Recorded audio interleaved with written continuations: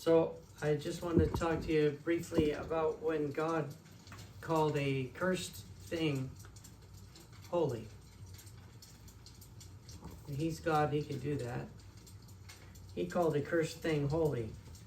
So in Genesis 3, Adam and Eve dropped the ball.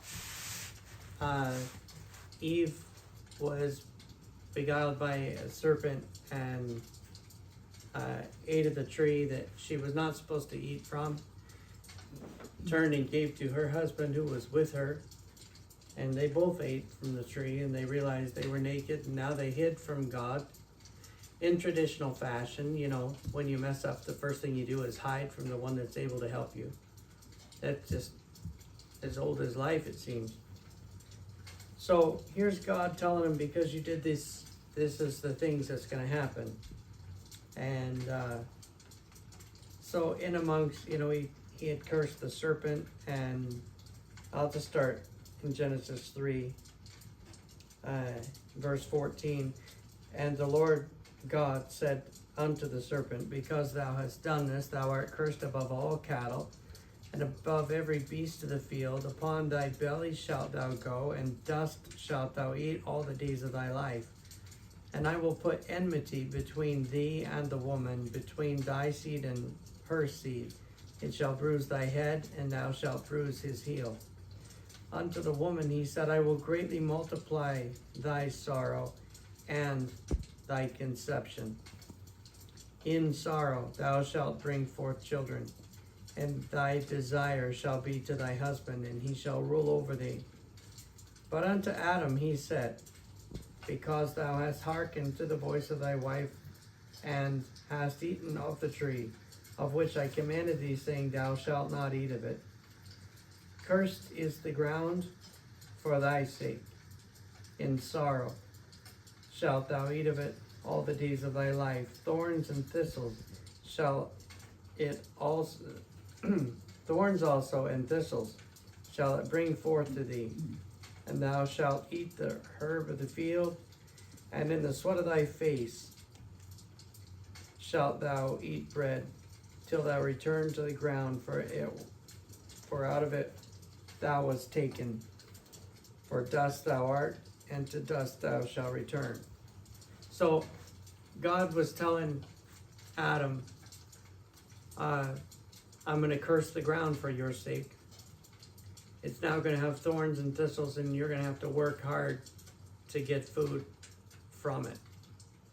And he cursed the ground for man's sake. And then in Genesis chapter 5, verse 29, talking about Noah, it says, he called his name Noah, saying, this same shall comfort us concerning our work and the toil of our hands, because of the ground which the Lord hath cursed. Okay, so God cursed the ground. And now it's in Exodus chapter 3, when the Bush administration is reaching out to Moses. Listen to this. Moses kept the flock of Jethro, his father-in-law, the priest of Midian. And when he led the flock to the backside of the desert, what a place to go. He came to the mountain of God, even to Horeb. And the angel of the Lord appeared unto him in a flame of fire out of the midst of a bush. And he looked, and behold, the bush burned with fire, and the bush was not consumed. And Moses said, I will now turn aside and see this great sight, why the bush is not burnt. And when the Lord saw that he turned aside to see, God called to him from out of the midst of the bush, and said, Moses, Moses. And he said, here am I. And he said, draw not nigh hither. Put off thy shoes from off thy feet, for the place whereon thou standest is holy ground.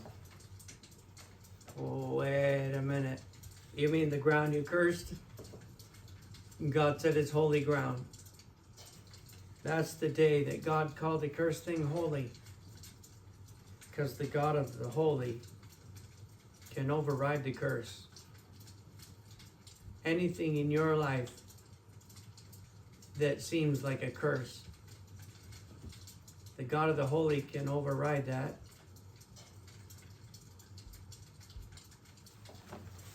Just thought you'd like to know.